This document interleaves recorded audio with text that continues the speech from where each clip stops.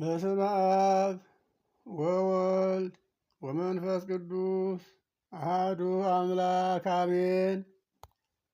የተከበራችሁና የተወደዳችሁ የልዑል እግዚአብሔር ቤተሰቦች የእናታችን የቅድስት ድንግል ማርያም የአስራት የቃል ኪዳን ልጆች የቅዱሳን መላእክት የጻድቃን የሰማዕታት የነቢያት የሐዋርያት ወዳጆች ሁላችሁም በያላችሁበት በልዑል እግዚአብሔር ስም እንደምን ዋላችሁ? እንደምን ሰነበታችሁ? እንደምን ከረማችሁ? የአምላካችን የእግዚአብሔር ሰላሙና ጥበቃው ለዘላለም በሁላችን ላይ ጸንቶ ይኑር፣ አሜን። እግዚአብሔር ወደ እርሱ የጠራቸው የምስራች የሚሰበክላቸው ሰዎች ይገኛሉ። እንደ እግዚአብሔር ፈቃድ ዛሬ የምንማርበት የትምህርታችን መነሻ የሚሆነው ይሄ ቃል ነው። ስለ ቃሉ የእግዚአብሔር ስም የተመሰገነ ይሁን።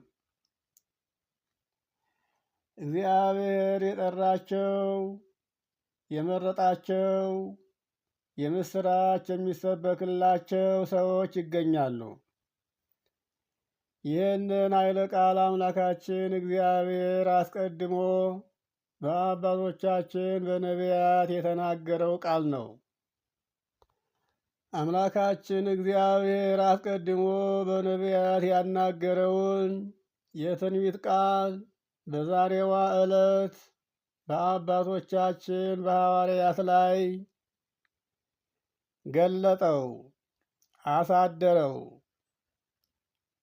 ለአባቶቻችን የገባውን ቃል እግዚአብሔር በአባቶቻችን ላይ ፈጸመው። ይህንንም ኃይለ ቃል የምንመለከተው በትንቢተ ኢዩኤል ምዕራፍ 2 ከቁጥር 32 ላይ ያለውን ኃይለ ቃል ስንመለከት እግዚአብሔር ወደ እርሱ የጠራቸው ወደ እርሱ ያቀረባቸው የምስራች የሚሰበክላቸው ሰዎች ይገኛሉ። ይህም ሲል ጌታችን አምላካችን ኢየሱስ ክርስቶስ ወደዚህ ዓለም መጥቶ ለሰው ልጆች ሁሉ የምስራች ብሎ ያስተማረው ወንጌል ነው። የምስራች ወንጌል የሚሰበክላቸው ሰዎች ይገኛሉ ብሎ አምላካችን እግዚአብሔር አስቀድሞ የተናገረውን ተናግሮ የማይከዳ ምሎ የማይከዳ ተናግሮ የማይረሳ አምላክ ነውና በተናገረው ቃሉ ጸንቶ ወደዚህ ዓለም መጥቶ በሥጋ ተገልጦ ለሰው ልጆች ያደረገውን ቸርነት እንግዲህ ሕሊና ያለው አእምሮ ያለው እግዚአብሔር የዋለለትን ውለታ የሚያውቅ ያውቀዋል። ኃይለ ቃሉን ተራ ቁጥር 32 ላይ ያለውን ኃይለ ቃል ስንመለከተው እንዲህ ይላል። የእግዚአብሔርን ስም የሚጠራ ሁሉ ይድናል። እግዚአብሔርም እንደተናገረው በጽዮን ተራራና በኢየሩሳሌም መድኃኒት ይገኛል አለ። እግዚአብሔር የጠራቸው የምስራች የሚሰበክላቸው ሰዎች ያን ጊዜ ይገኛሉ ይላል። ከቁጥር 27 ላይ ጀምረን የተመለከትነው እንደሆነ እስከ 32 ያለው ኃይለ ቃል እኔም በእስራኤል መካከል እንዳለሁ እኔም አምላካችሁ እግዚአብሔር እንደሆንኩ ከእኔም በቀር ሌላ አምላክ እንደሌለ ያን ጊዜ ታውቃላችሁ። ሕዝቤ ለዘላለም አያፍርም። ከዚህ በኋላ እንዲህ ይሆናል፣ መንፈሴን በሥጋ ለባሽ ሁሉ ላይ አፈሳለሁ። ወንዶችና ሴቶች ልጆቻችሁም ሁሉ ያን ጊዜ ትንቢት ይናገራሉ። ሽማግሌዎቻችሁም ሕልምን ያልማሉ። ወጣቶችም ደግሞ እንዲሁ ራእይን ያያሉ። በዚያ ወራት በዚያን ቀን በወንዶችና በሴቶች ባሪያዎች ላይ መንፈሴን አፈሳለሁ። በላይ በሰማይ ድንቅ ድንቅ የሆኑ ተአምራቶችን አሳያለሁ። በታችም በምድር ደመና፣ እሳት፣ የጭስም ጭጋግ ታላቁና የሚያስፈራው የእግዚአብሔር ቀን ሳይመጣ ፀሐይ ወደ ጨለማ ይለወጣል፣ ጨረቃም ወደ ደም ይለወጣል። እንዲህም ከሆነ ዘንድ የእግዚአብሔርን ስም የሚጠራ ይድናል። ይህ በሆነበት ሰዓት በዚያን ጊዜ የእግዚአብሔርን ስም የሚጠራ ይድናል። እግዚአብሔርም እንደተናገረው በጽዮን ተራራና በኢየሩሳሌም መድኃኒት ይገኛል። ደግሞም እግዚአብሔር የጠራቸው ያን ጊዜ የምስራች የሚሰበክላቸው ሰዎች ይገኛሉ። ኃይለ ቃሉ እንደሰማችሁት ይሄ ነው። ጽዮን የተባለች እመቤታችን፣ ኢየሩሳሌም የተባለች ቤተ ክርስቲያን መድኃኒት ይገኛል። መድኃኒት የተባለ አምላካችን ጌታችን ኢየሱስ ክርስቶስ ነው። እንዲህ አድርጎ በነቢያት ያናገረውን ዛሬ በአባቶቻችን በሐዋርያት ላይ ገለጠው። ለአባቶቻችን ለሐዋርያት መንፈስ ቅዱስ ወረደላቸው። ቅዱሳን አባቶቻችን ሐዋርያት መንፈስ ቅዱስን ተቀበሉ። የዮሐንስ ወንጌል ምዕራፍ 20 ቁጥር 22 ላይ መንፈስ ቅዱስን ተቀበሉ ሲል ይህንንም ኃይለ ቃል እንዲሁ እናገኘዋለን። ጌታችን አምላካችን ኢየሱስ ክርስቶስ ከትንሣኤ በኋላ ለደቀ መዛሙርቱ ሲገለጠላቸው ሰላም ለእናንተ ይሁን እላቸዋለሁ፣ ሰላም ለእናንተ ይሁን አላቸው። ይህንንም ብሎ እጆቹንም ጎኑንም አሳያቸው። የተወጋውን ጎኑን፣ የተቸነከሩትን እጆቹን፣ የተወጋው ጎኔ፣ የተቸነከረው እጄ እግሬ ይኸው እኔ ነኝ። እናንተ እንደምታስቡት መንፈስ አይደለሁም፣ መንፈስ አጥንትና ሥጋ የለውምና እጆችን፣ እግሮችን፣ ጎኔን አይታችሁ እመኑ ሲል እጆቹንም ጎኑንም አሳያቸው። ደቀ መዛሙርቱም ጌታን ባዩ ጊዜ እጅግ በጣም ደስ አላቸው። ጌታችን ኢየሱስ ክርስቶስም ዳግመኛ ሰላም ለእናንተ ይሁን አለ። ይህን ካለ በኋላ ምን አላቸው? አባቴ እኔን እንደላከኝ እኔም ደግሞ እንዲሁ እናንተን በዓለም እልካችኋለሁ፣ ወደ ዓለም እልካችኋለሁ አላቸው። ይህንን ብሎ እፍ አለባቸውና ምን አለ? እፍ አለባቸውና መንፈስ ቅዱስን ተቀበሉ አላቸው። መንፈስ ቅዱስን ተቀበሉ ካላቸው በኋላ ምን አለ? ኃጢአታቸውን ይቅር ያላችኋቸው ሁሉ ኃጢአታቸው ይቀርላቸዋል፣ ኃጢአታቸው ይሰረይላቸዋል። ኃጢአታቸውን የያዛችሁባቸው ይቅር ያላላችኋቸው ሁሉ ደግሞ ኃጢአታቸው ይያዝባቸዋል፣ ኃጢአታቸው አይሰረይላቸውም አላቸው። ይህንን አሁን የምትሰሙትን ቃል በዮሐንስ ወንጌል ምዕራፍ 20 ከቁጥር 20 እስከ 23 ያለ ኃይለ ቃል ነው። ጌታችን አምላካችን ኢየሱስ ክርስቶስ ደቀ መዛሙርቱን በሚያስተምርበት ወንጌሉን በሚያስተምርበት ሰዓት የሉቃስ ወንጌል ምዕራፍ 16 ላይ የማቴዎስ ወንጌል ምዕራፍ 16 ቁጥር 19 ላይም ይህን ቃል ስንመለከተው የመንግሥተ ሰማያትን መክፈቻ እሰጣችኋለሁ፣ በምድር የምታስሩት ሁሉ በሰማያት የታሰረ ይሆናል፣ በምድርም የምትፈቱት ሁሉ በሰማያት የተፈታ ይሆናል። ያን ጊዜ እኔ ክርስቶስ እንደሆንኩ ግን ለማንም እንዳትነግሩ እያለ ይህንን አሳስቧቸው ነበር። አሁንም በድጋሜ የማቴዎስ ወንጌል ምዕራፍ 18 ቁጥር 18 ላይም እውነት እውነት እላችኋለሁ በምድር የምታስሩት ሁሉ በሰማይ የታሰረ ይሆናል፣ በምድርም የምትፈቱት ሁሉ በሰማያት የተፈታ ይሆናል። ደግሞም እላችኋለሁ ከእናንተ ማንኛውም ሰው በስምምነት፣ በፍቅር፣ በመተሳሰብ፣ በመተዛዘን ሁናችሁ የምትለምኑት ሁሉ ከአባቴ ዘንድ ይፈጸምላችኋል እያለ ይህንን ቃል ያስተምራቸው ነበረ። እንግዲህ አምላካችን ጌታችን ኢየሱስ ክርስቶስ ለደቀ መዛሙርቱ የማሰርንና የመፍታትን ስልጣን ሲሰጣቸው በዚህ ዓለም በስልጣነ ሐዋርያት፣ በስልጣነ ካህናት የታሰረ በሰማይም የታሰረ ነው። በስልጣነ ሐዋርያት፣ በስልጣነ ካህናት የተፈታ በሰማይም የተፈታ ነው። ጌታችን አምላካችን ኢየሱስ ክርስቶስ እንደተናገረው እናንተ በምድር ያሰራችሁት ሁሉ በሰማይም የታሰረ ነው፣ በምድርም የፈታችሁት ሁሉ በሰማይም የተፈታ ነው ብሎ ቃሉን፣ ትእዛዙን፣ ስልጣኑን ሰጥቷቸዋል። የዮሐንስ ወንጌል ምዕራፍ 1 ቁጥር 12 ላይ ለተቀበሉት ሁሉ በስሙ ላመኑትና ለሚያምኑት ለእነርሱ የእግዚአብሔር ልጆች ሆኑ ዘንድ ስልጣንን ሰጣቸው ነው የሚለው። የተሰጣቸው ስልጣን ለእግዚአብሔር የማይታዘዘውን አውግዞ መለየት፣ በማይታሰር ስልጣን ከንትሮ ማሰር ነው። ለእግዚአብሔር ቃል ለሚታዘዝ ቃሉን ሰምቶ እንደ እግዚአብሔር ፈቃድ የሚኖረውን ደግሞ ከኃጢአት ማሰሪያ መፍታት ነው።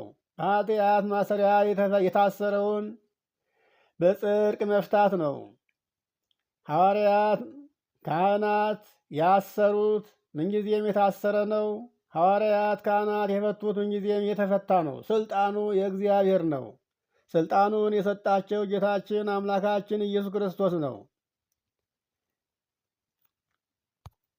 አባቴ የሰጠውን ተስፋ እኔ እስከምልክላችሁ ድረስ እናንተም ደግሞ ከላይ ከሰማይ ኃይልን እስከምትለብሱ ኃይልን እስከምታገኙ ድረስ በኢየሩሳሌም ከተማ ቆዩ፣ ከኢየሩሳሌም እንዳትወጡ ብሎ በሉቃስ ወንጌል ምዕራፍ 24 ቁጥር 49 ላይ እንዳዘዛቸው እነሱም ጌታችን አምላካችን ኢየሱስ ክርስቶስ ባስተማራቸው በነገራቸው መሰረት ጌታችን አምላካችን ኢየሱስ ክርስቶስ ካረገ በኋላ እስከ 10 ቀን ድረስ ከኢየሩሳሌም ሳይወጡ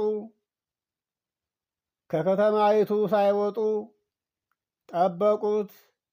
ጌታችን ባረገ በ10ኛው ቀን በዚህች ሰዓት መንፈስ ቅዱስ ወረደላቸው። መንፈስ ቅዱስን ተቀበሉ። እንግዲህ ይህንን ኃይለ ቃል የሐዋርያት ሥራ ምዕራፍ 2 ላይ ያለውን እንመለከታለን። የሐዋርያት ሥራ ምዕራፍ 2 ከቁጥር 1 ጀምረን ያለውን ኃይለ ቃል ስንመለከት እንዲህ ይላል። በዓለ ሐምሳም የተባለው ቀን በደረሰ ጊዜ ሁሉም በአንድ ልብ ሆነው አብረው ሳሉ ድንገት እንደሚነጥቅ አውሎ ነፋስ ሆኖ ከሰማይ ድምፅ መጣ ይላል። ተቀምጠው የነበሩበትንም ቤት ሁሉ ሞላው ይላል። እንደ እሳትም የተከፋፈሉ ልሳኖች ታዩአቸው ይላል። እያንዳንዳቸውም ላይ ተቀመጡባቸው፣ አረፉባቸው ነው ማለት ነው። በሁሉም መንፈስ ቅዱስ ሞላባቸው። ቅድም መጀመሪያ ላይ ስንነሳ በወንዶችና በሴቶች ላይ ሁሉ መንፈሴን አፈሳለሁ ብሎ በትንቢተ ኢዩኤል ምዕራፍ 2 ከቁጥር 28 ጀምሮ እስከ 32 እንደተነገረው እንደሰማችሁት መንፈስ ቅዱስ ሞላባቸው። ያን ጊዜ ለሐዋርያት የወረደው መንፈስ ቅዱስ ሐዋርያትን ያዩ ከሐዋርያት ጋር የነበሩ ሁሉ ከዚህ ጸጋ የተለየ የለም። በሁሉም መንፈስ ቅዱስ አድሮባቸው ሁሉም እንደ መጠናቸው እንደተሰጣቸው ትንቢት ተናግረዋል። ቋንቋም ተገልጦላቸዋል። በሁሉም መንፈስ ቅዱስ ሞላባቸው አለ። መንፈስም ይናገሩ ዘንድ እንደሰጣቸው በሌላ ልሳኖች ይናገሩ ጀመር። መንፈስ ቅዱስ እንደገለጠላቸው ማለት ነው። ያን ጊዜ ሐዋርያት አባቶቻችን ያውቁት የነበረው አንድ ቋንቋ ነበረ። በአንድ ቋንቋ ነበር የተማሩትም። ጌታችን አምላካችን ኢየሱስ ክርስቶስም ሲያስተምራቸው በአንድ ቋንቋ ነበር ያስተማራቸው። እነሱም እውቀታቸው አንድ ቋንቋ ነበረ። በዚያን ጊዜ ግን 72 ቋንቋ ተገለጠላቸው። መንፈስ ቅዱስን ሲቀበሉ መንፈስ ቅዱስ ሲወርድላቸው በዚያን ጊዜ 72 ቋንቋ ተገለጠላቸው ነው የሚለው። ከሰማይም በታች ካሉ ሕዝብ ሁሉ በጸሎት የተጉ አይሁድ በኢየሩሳሌም ይኖሩ የነበሩ ሁሉ ይህም ድምፅ በሆነ ጊዜ ሕዝቡ ሁሉ ተሰበሰቡ። እያንዳንዱ ሰው በገዛ ቋንቋው በየራሱ ቋንቋ ሲያስተምሩ ሲነግሩት መገረም ጀመረ። የሀገሩን ቋንቋ በሰማ ጊዜ መደነቅ መገረም መጣ። እንዲህ ተባለ። ይሰማ ነበር። የሀገሩን ቋንቋ ይሰማ ነበር። ግን ሐዋርያት የሚናገሩትን እየሰሙ መልስ አጡ። ሰዎቹ ተገርመው ማለት ነው።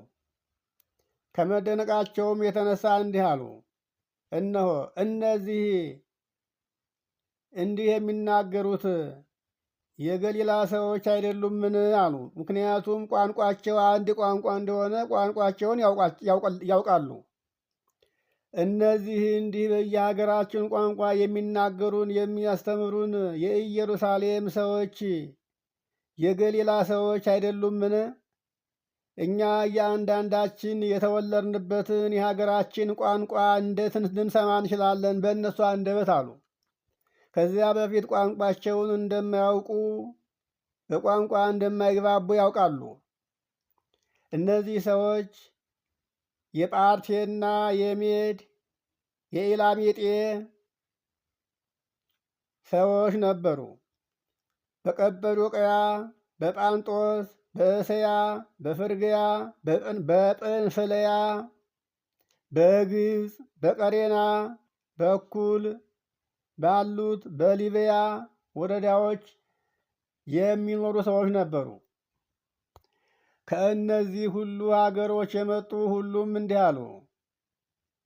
በሮሜ የምንቀመጥ አይሁድ ወደ ይሁድነትም የገባን የቀርጤስና የአረብ ሰዎች ስንሆን የእግዚአብሔርን ታላቅ ሥራ በልሳኖቻችን በቋንቋዎቻችን ሲናገሩ እንሰማቸዋለን አሉ። በዚህ ሁሉም ተገረሙና አመንትተው እንዲህ አሉ እርስ በርሳቸው፣ እንጃ ይህ ነገር ምን ይሆን አሉ። ሌሎቹ ደግሞ እያፌዙባቸው ጉሽ ጠጅ ጠጥተው ጠግበው ነው አሉ። ከዚያን ጊዜ ሐዋርያ ቅዱስ ጴጥሮስ የተናገረውን እንስማ። የሐዋርያት ሥራ ምዕራፍ 2 ቁጥር 14 ላይ ነገር ግን ቅዱስ ጴጥሮስ ከ11 ሐዋርያት ጋር ቆመ፣ ድምፁንም ከፍ አድርጎ እንዲህ ብሎ ተናገራቸው። በኢየሩሳሌም የምትኖሩ ሁላችሁ ይህ በእናንተ ዘንድ የታወቀ ይሁን አለ። ቃሎችን አድምጡ። ለእናንተ እንደ መሰላችሁ እነዚህ የሰከሩ ይመስላችኋል እንጂ የሰከሩ አይደሉም። ሰው የሚሰክርበት ሰዓት አለው፣ ጊዜ አለው። አሁን ሰዓቱ ከቀኑ ስንት ሰዓት ነው? 3 ሰዓት አይደለምን? 3 ሰዓት እንኳንስ የሚሰከርበት ቀርቶ ቁርስ እንኳ የሚበላበት የለም። ከቀኑ ገና 3 ሰዓት ነው። ነገር ግን ይህ በነቢዩ በኢዩኤል የተባለው ይፈጸም ዘንድ ዛሬ ሲፈጸም አያችሁት እንጂ አለ። ቅድም መጀመሪያ ላይ ለትምህርታችን መነሻ ያደረግነውን ትንቢተ ኢዩኤል ምዕራፍ 2 ከቁጥር 28 እስከ 32 ያለውን ቅዱስ ጴጥሮስ ጠቅሶ ይህንን ነገራቸው። እንግዲህ የእግዚአብሔር ልጆች ዛሬ እኛ ሁላችን በአባቶቻችን በሐዋርያት ላይ ያደረውን ለሐዋርያት የወረደውን መንፈስ ቅዱስን ስለ መንፈስ ቅዱስ ነው የምንማረው። ዛሬ መንፈስ ቅዱስ የወረደበት ዕለትና ሰዓት እንደሆነ ቀደም ብለን ይህን ታሪክ እናውቃለን። ግን ስለ መንፈስ ቅዱስ ምንነት ማወቅ ያለብንን የምንችለውን ያህል እንድናውቅ እንሞክራለን። አሁንም ከቃሉ ጋር እንድንሆን በእግዚአብሔር ስም አሳስባችኋለሁ። እንግዲህ መንፈስ ቅዱስ የተባለው ማን ነው? መንፈስ ቅዱስ የተባለው ጰራቅሊጦስ ነው። ጰራቅሊጦስ ብለን የምንጠራው መንፈስ ቅዱስን ነው። ይሄ መንፈስ ቅዱስ ማን ነው?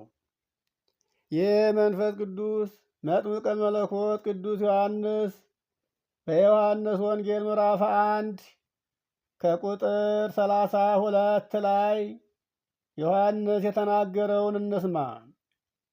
መጥምቀ መለኮት ጌታችንን አምላካችንን ኢየሱስ ክርስቶስን በዮርዳኖስ ወንዝ ያጠመቀው ጌታችን ኢየሱስ ክርስቶስ ወደዚህ ዓለም ወንጌልን ለማስተማር ከመምጣቱ አስቀድሞ ለ6 ወር መንግሥተ ሰማያት ቀርባለችና ንስሐ ግቡ እያለ ወንጌልን ያስተማረ መጥምቀ መለኮት ቅዱስ ዮሐንስ እንዲህ አለ። ስለ ጌታችን ስለ ኢየሱስ ክርስቶስ ሲመሰክር መንፈስ ከሰማይ እንደ ርግብ ሆኖ ሲወርድ አየሁት አለ። አስተውሉ። መንፈስ ከሰማይ እንደ ርግብ ሆኖ ሲወርድ አየሁት፣ በእርሱ ላይም አረፈ። እኔም አላውቀውም ነበር። ዳሩ ግን በውሃ አጠምቅ ዘንድ የላከኝ እርሱ እንዲህ አለ፣ መንፈስ ሲወርድበትና ሲያርፍበት የምታየው በመንፈስ ቅዱስ የሚያጠምቅ እርሱ ነው አለኝ።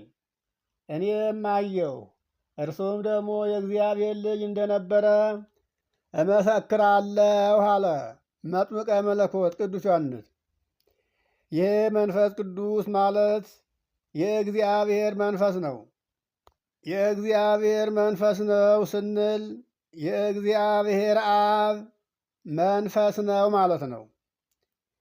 የአብ መንፈስ የወልድ የአባቱ የአብ መንፈስ ነው ማለት ነው። የጌታችን የአምላካችን የኢየሱስ ክርስቶስም መንፈስ ነው ማለት ነው። ይህንን የእግዚአብሔር መንፈስ እንደሆነ መንፈስ ቅዱስ የእግዚአብሔር መንፈስ እንደሆነ ሐዋርያ ቅዱስ ጳውሎስ ለሮሜ ሰዎች በጻፈው መልእክቱ ሮሜ ምዕራፍ 8 ቁጥር 14 ላይ ያለውን ኃይለ ቃል ስንናገር እንዲህ ይላል፣ በእግዚአብሔር መንፈስ የሚመሩ ሁሉ እነዚህ የእግዚአብሔር ልጆች ናቸውና ይላል። በእግዚአብሔር መንፈስ የሚመሩ ሁሉ እነዚህ የእግዚአብሔር ልጆች ናቸው። በእግዚአብሔር መንፈስ የሚመራ ሁሉ አሁንም የእግዚአብሔር ልጅ ነው። አባቶቻችን ነቢያት ትንቢት ሲናገሩ ሲመሩበት የነበረው መንፈስ የእግዚአብሔር መንፈስ ነበረ። አባቶቻችን ሐዋርያትም ዓለምን ዙረው ወንጌልን ሲያስተምሩ የሚያናግራቸው ምስጢር የሚገልጥላቸው አንደበታቸውን ርቱዕ የሚያደርግላቸው ልባቸው እንዳይፈራ ሞትን እንዳይሰቀቁ መከራውን እንዳይሰቀቁ ወደ ኋላ እንዳያፈገፍጉ መንግሥተ ሰማያትን ተከፍታ እያዩት ለመንግሥተ ሰማያት እየናፈቁ ይህን ዓለም ዙረው ወንጌል እንዳያስተምሩ አንደበት የሆናቸው ዕውቀት የሆናቸው ጥበብ የሆናቸው ኃይል የሆናቸው ይህ መንፈስ ቅዱስ ነበረ። በእግዚአብሔር መንፈስ የሚመራ ሁሉ እነዚህ የእግዚአብሔር ልጆች ናቸው ብሏል ሐዋርያው ቅዱስ ጳውሎስ። ዛሬ እኛ ሁላችን በስሙ ተጠርተናል። ከአብራከ መንፈስ ቅዱስ ከማኅፀነ ዮርዳኖስ ተወልደን የእግዚአብሔር ልጆች ተብለናል። ግን የእግዚአብሔር ልጆች ስንሆን በእግዚአብሔር መንፈስ የምንመራ ነን ወይ ብለን ስናስብ ደግሞ ሁላችንም የምንመራው በእግዚአብሔር መንፈስ ሳይሆን በሌላ መንፈስ ነው፣ በዓለማዊ መንፈስ ነው። የሚያሽከረክረን ዓለማዊ መንፈስ ነው፣ ሥጋዊ መንፈስ ነው። በከንቱ መንፈስ ነው የምንመራው።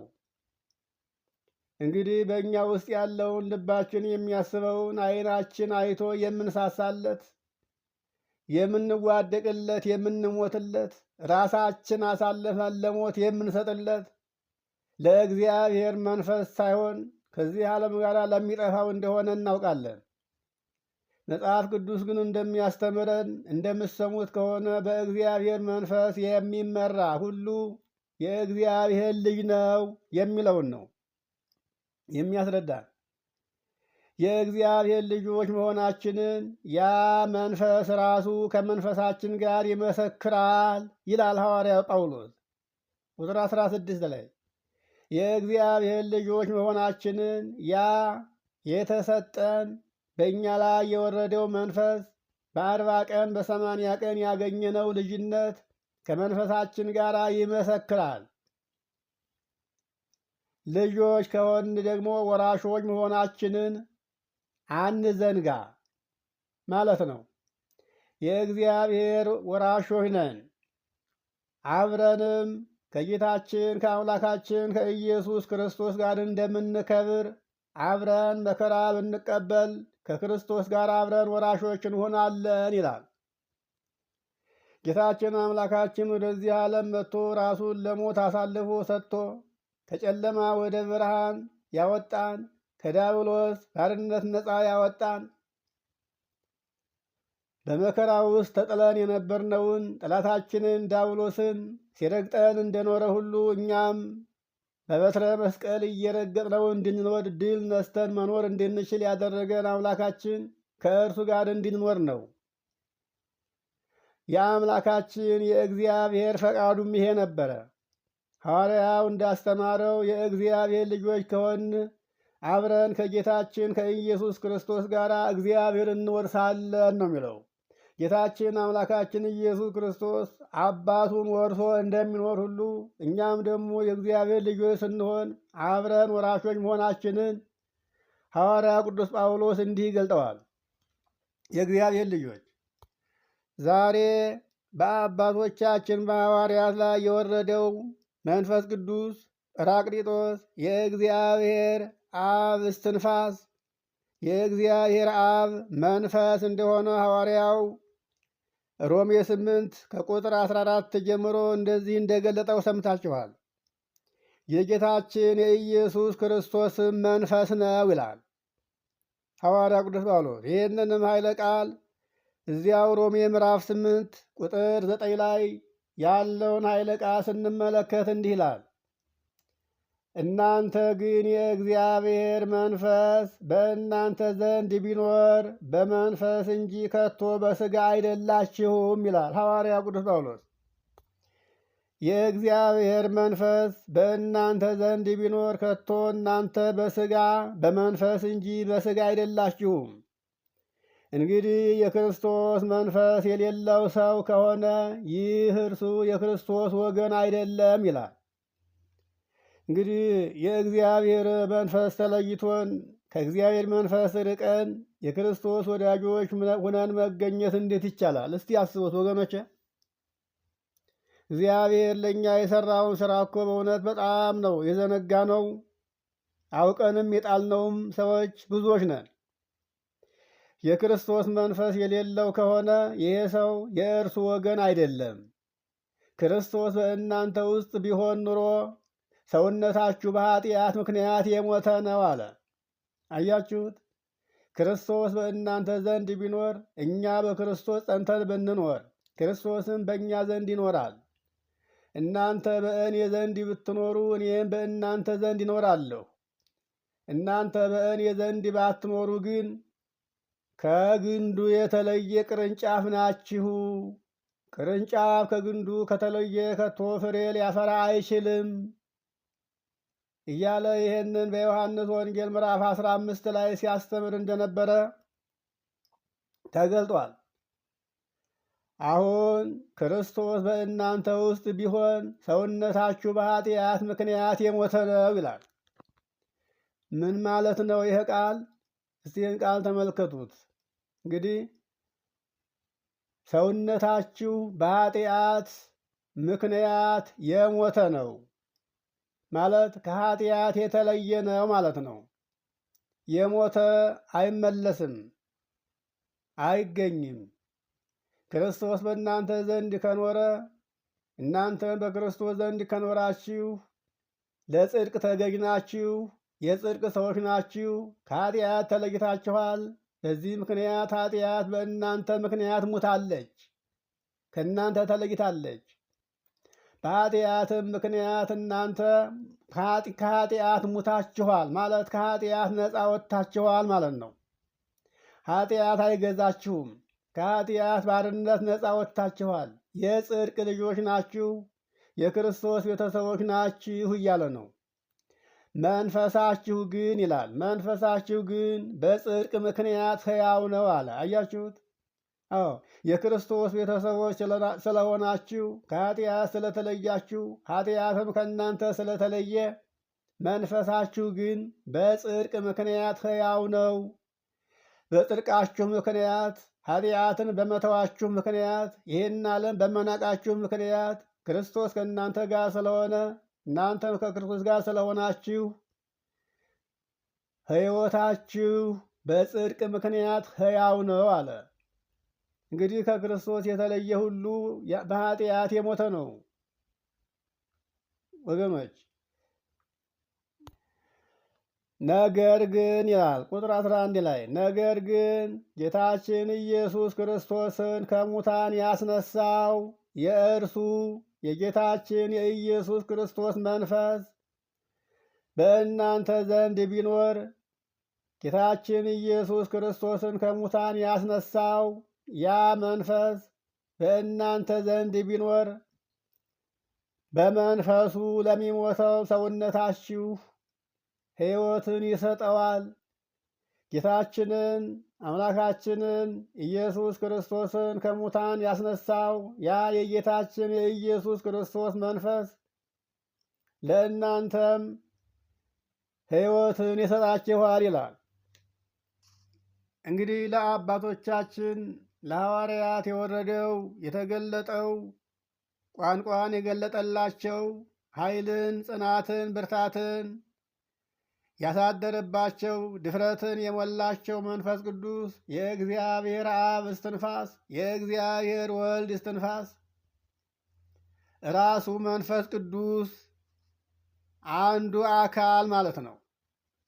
ይህ ነው ጌታችን አምላካችን ኢየሱስ ክርስቶስ ቀዳማዊ ቃል ወደዚህ ዓለም መጥቶ በዚህ ዓለም ወንጌልን አስተምሮ ከእግዚአብሔር ጋር ከአባቱ ጋር አስታርቆ ተስፋውን ሰጥቶን ቅዱስ ሥጋውን ክቡር ደሙን ሰጥቶን ሲመለስ እኛን እያጽናና እኛን እያስተማረ ለእኛ ምስጢር እየገለጠ መጻሕፍትን እያስተረጎመ ከእግዚአብሔር ጋር ፈጽሞ የሚያቀርበን ነፃነትን የሚያጎናጽፈን ድልን ኃይልን የሚሰጠን መንፈስ ቅዱስ እስከ ዓለም ፍጻሜ ድረስ በእኛ ዘንድ እንደሚኖር እኛ አልተገነዘብንም። የጌታችን የኢየሱስ ክርስቶስ መንፈስ ባለበት በዚያ አርነት አለ አለ። አርነት ማለት ነፃነት ማለት ነው።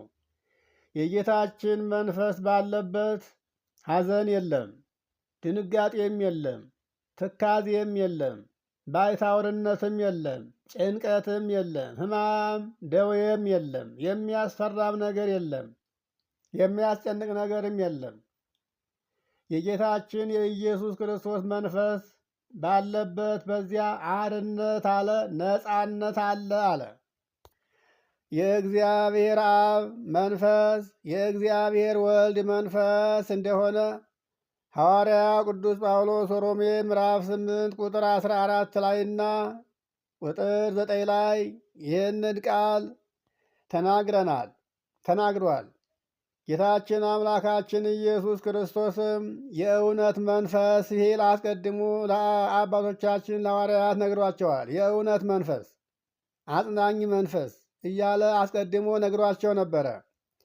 ይህንንም የእውነት መንፈስ የሚለውን ጌታችን አምላካችን ኢየሱስ ክርስቶስ አስቀድሞ የናገራቸውን በዮሐንስ ወንጌል ምዕራፍ 15 ቁጥር 26 ላይ ያለውን ኃይለ ቃል እንመለከታለን። እኔ ከአባቴ ዘንድ የምልክላችሁ አጽናኙ መንፈስ እርሱ ከአብ የሚወጣው የእውነት መንፈስ ይላል። የእውነት መንፈስ ነው አለ። ያ የእውነት መንፈስ በመጣ ጊዜ እርሱ ስለ እኔ ይመሰክራል አለ። እናንተም ደግሞ ከመጀመሪያ ጀምሮ ከእኔ ጋር ነበራችሁና ትመሰክሩልኛላችሁ አለ። ይህም የሚሆነው ያ የእውነትን መንፈስ ሐዋርያት አባቶቻችን ከተቀበሉ በኋላ በእነሱ ካደኑ በኋላ ምስጢሩን ገልጦላቸው በእውቀት ሞልቷቸው ፍርሃቱን አርቆላቸው በአሕዛብ መካከል ሲሄዱ ሳይፈሩ ሳይጨነቁ ምን እናገራለን እንዴት እናስተምራለን ሳይሉ እነሱን መሳሪያ አድርጎ በእነሱ አድሮ የሚናገረው የሚያስተምረው የሚመክረው የሚወቅሰው መንፈስ ቅዱስ ስለሆነ የእውነት መንፈስ አለው። ይህም የእውነት መንፈስ የተባለው ከሦስቱ አካላት አንዱ አካል ነው። ከሦስቱ አካላት አንዱ አካል ጌታችን አምላካችን ኢየሱስ ክርስቶስ የእግዚአብሔር አብ ቃል ወደዚህ ዓለም መጥቶ በሥጋ ተገልጦ በመስቀል ላይ ውሎ እንዳየነው በእጃችን እንደዳሰስነው በዓይናችን እንዳየነው በጆሮአችን እንደሰማነው አሁንም የእግዚአብሔር አብ እስትንፋስ መንፈስ ቅዱስ ወደዚህ ዓለም መጣ። ሲመጣም የእውነት መንፈስ ያለው ጌታችን ይህንን ነው። ዮሐንስ ወንጌል ምዕራፍ 14 ቁጥር 26 ላይ ያለውንም ኃይለ ቃል ስንመለከተው እንዲህ ይላል። ብትወዱኝ ከወደዳችሁኝ ትእዛዜን ጠብቁ። ትእዛዜን ስትጠብቁ እኔም ደግሞ አብን ስለ እናንተ እለምናለሁ፣ ለዘላለምም ከእናንተ ጋር ጸንቶ እንዲኖር ሌላ አጽናኝ መንፈስ ይሰጣችኋል አለ። ሌላ አጽናኝ መንፈስ የሚለው ለሐዋርያት የወረደውን መንፈስ ቅዱስን ነው፣ ጰራቅሊጦስን ነው። ሌላ ማለቱ እኔ ከሄድኩ በኋላ አለ እኔ እለያችኋለሁ። እኔ ስለያችሁ ከእኔ በኋላ የሚሰጣችሁ እስከ ዓለም ፍጻሜ ድረስ የማይለያችሁ ከእናንተ ጋር የሚኖር አጽናኝ መንፈስ ይሰጣችኋል። እርሱን ዓለም ሊያየው የማይችለውና አለ ዓለም የማያየውና የማያውቀው አለ ጌታችን አምላካችን ኢየሱስ ክርስቶስን ሥጋ በመልበሱ ሰው ሆኖ በመገለጡ ዓለም አይቶታል። በአካል ታይቷል። በእጅ ተዳስሷል። በቃልም ሲናገር ተሰምቷል። እንደ ሰው ሲበላ፣ ሲጠጣ፣ ሲደክም፣ ሲራብ፣ ሲታመም፣ ሲጨነቅ እሱን በሥጋ ሁሉን ዓለም ሁሉ አይቶታል። መንፈስ ቅዱስ ግን ዓለም የማያየውና ዓለም የማያውቀው አለ ሥጋ የለውምና የሚታይበት የሚዳሰስበት አካል የለውምና የሚታይበትና የሚዳሰስበት አካል የለውም ሲባል ግዙፍ አካል እንደ ክርስቶስ የለውም ማለት ነው እንጂ መንፈስ ቅዱስማ አካል አለው። ከሦስቱ አካላት አንዱ አካል ነው። አካል አለው ግን በባህሪው የማይታይ የማይዳሰስ ረቂቅ አምላክ ነው። ስለዚህ ነው እርሱ ዓለም የማያየውና የማያውቀው ስለሆነ ዓለም ሊቀበለው አይችልም አለ። እውነት ነው። ዓለም እንኳንስ የማይታየውን የማይዳሰሰውን በአካል ያልተገለጠውን መንፈስ ቅዱስን ይቅርና በአካል እንኳ የታየውን ክርስቶስን በሥራው አላምን ብላ ዓለም ሰቅላ ገላው የለም እንዴ? ስለዚህ ዓለም ሊቀበለው አይችልም አለ። የእውነት መንፈስ ነው። ነገር ግን ከእናንተ ጋር ስለሚኖር በውስጣችሁም ስለሚያድር እናንተ ግን ታውቁታላችሁ። አዎ ፍጹም እምነት ላይ ያላቸው የእግዚአብሔር ልጆች የሆኑ ሳያዩ የሚያምኑ ብፁዓን፣ ሳያዩ በመንፈስ ቅዱስ ጸንተው የሚኖሩ በዓይናቸው ሳያዩት በእጃቸው ሳይዳስሱት መንፈስ ቅዱስን አምነው የሚቀበሉ በእነዚህ ሰዎች መንፈስ ቅዱስ ያድርባቸዋል። የእግዚአብሔርን ሥራ ያሰራቸዋል። ቅን ነገርን ያሳስባቸዋል። ክፉ ሕሊናን ያርቅላቸዋል። ከዚህ ዓለም ይለያቸዋል። ከዚህ ዓለም ይለያቸዋል ማለት ደግሞ ከዚህ ዓለም ያጠፋቸዋል ሳይሆን በዚህ ዓለም እያሉ የዚህን ዓለም ሥራ ሳይሰሩ ዓለማውያን ሳይሆኑ በዓለም እንደሚኖሩት ዓለምን ወደው ሥጋቸውን ወደው ለሥጋቸው እንደሚገዙት ሳይሆኑ ይህን ዓለም ንቀው ዓለማቸው እግዚአብሔር እንደሆነ እያሰቡ ስለ እግዚአብሔር የሚሟገቱ ስለ እግዚአብሔር አሳልፈታቸውን የሚገብሩትን ደማቸውን አፍሰው ሥጋቸውን ቆርሰው አጥንታቸውን አድቀው ሃይማኖትን የሚያጸኑትን ክርስቶስን የሚሰብኩትን ሰዎች ነው። በእነዚህ ያድራል። እነሱም ሥራ የሚያሰራቸው እሱ እንደሆነ ያውቃሉ። እነርሱም ስለ እርሱ ተጠንቅቀው ይኖራሉ። ኃጢአት እንዳያገኛቸው፣ ልባቸው እንዳይስት፣ ዓይናቸው ባየው ነገር እንዳይማረኩ በውስጣቸው ስላለው መንፈስ ቅዱስና በቀራንዮ ስለተሰቀለው ስለ እግዚአብሔር ወልድና ይህን ሁሉ መልካም ሥራ ለሰዎች ስላደረገው ለእግዚአብሔር ቃል ሲጨነቁ ሲያስቡ ይኖራሉ። እግዚአብሔርን ላለማሳዘን እግዚአብሔርን ላለማስከፋት ሲሉ ራሳቸውን ጠብቀው ይኖራሉ። ስለዚህ የእውነት መንፈስ ነው። ነገር ግን ከእናንተ ጋር ስለሚኖር በውስጣችሁም ስለሚያድር እናንተ ግን ታውቁታላችሁ ሲል ጌታችን አምላካችን ኢየሱስ ክርስቶስ አስቀድሞ ለደቀ መዛሙርቱ ይህንን ነግሯቸዋል። ይሄ ሲነግራቸው የነበረው ዛሬ በሐዋርያት ላይ የወረደው መንፈስ ቅዱስ ነው እንጂ ሌላ አይደለም። እንግዲህ ይሄ መንፈስ ቅዱስ አንደኛ በርግብ ይመሰላል። በርግብ እንደተመሰለ በማቴዎስ ወንጌል ምዕራፍ 3 ቁጥር 16 ላይ ያለውን ኃይለ ቃል ስንመለከት ጌታችን አምላካችን ኢየሱስ ክርስቶስ በዮሐንስ እጅ በዮርዳኖስ ወንዝ ተጠምቆ ከወጣ በኋላ በርግብ አምሳል መጥቶ በራሱ ላይ አርፎ የምወደው ልጄ ይሄ ነው፣ ይህንን ስሙት ሲል ይህንን ምስክርነት የሰሙ ሰዎች ሰምተዋል። ስለዚህ በርግብ እንደሚመሰል ማቴዎስ 3 ቁጥር 16 ላይ ያለውን ኃይለ ቃል ማየት ይቻላል። በእሳትም ይመሰላል ብለናል። በእሳትም ሲመሰል አሁንም የማቴዎስ ወንጌል ምዕራፍ 3 ቁጥር 11 እስከ 12 ያለውን መመልከት ይቻላል። የሐዋርያት ሥራ ምዕራፍ 2 ቁጥር 3 ላይ ያለውን ቅድም ተመልክተነዋል።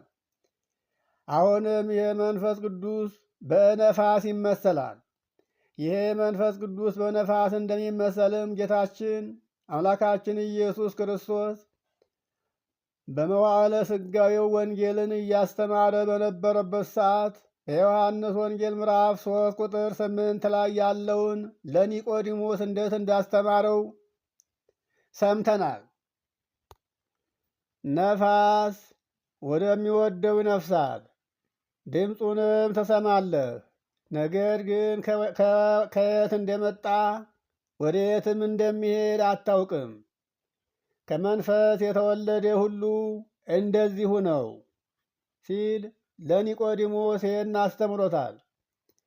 ይሄ ማለት ከላይ ከፍ ብለን የተመለከትነው እንደሆነ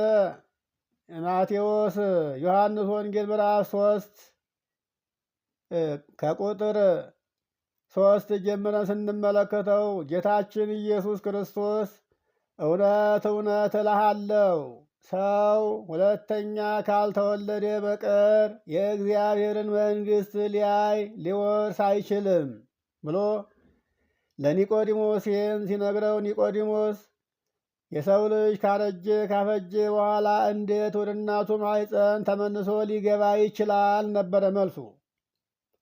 ሁለተኛ ወደ እናቱ ማኅፀን ገብቶ ይወለድ ዘንድ እንዴት ይቻላል ነበር ያለው።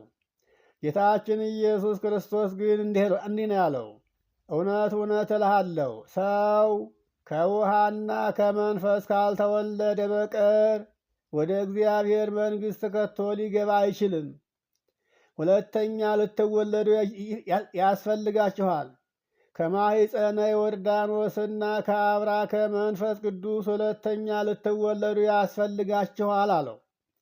ጌታችን አምላካችን ኢየሱስ ክርስቶስ ቅድመ ዓለም ያለ እናት ከአባት እንደተወለደ፣ ሁለተኛ ደግሞ ድኅረ ዓለም ያለ አባት ከእናት እንደተወለደ፣ እናንተም እንዲሁ ሁለተኛ ከአብራከ መንፈስ ቅዱስና ከማኅፀነ ዮርዳኖስ ልትወለዱ ያስፈልጋችኋል።